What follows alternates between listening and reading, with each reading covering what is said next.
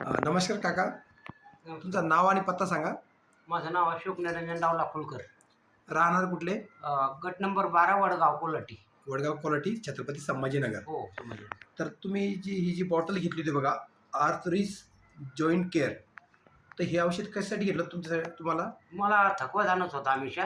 हां त्या ही बाटली जेव्हापासून मी घेतो हां. तेव्हापासून जरा थकवा माझा कमी झालेला आहे. कमी झालेलं आहे. हो. तर तुम्हाला थकवा कधीपासून जाणवायचा असा?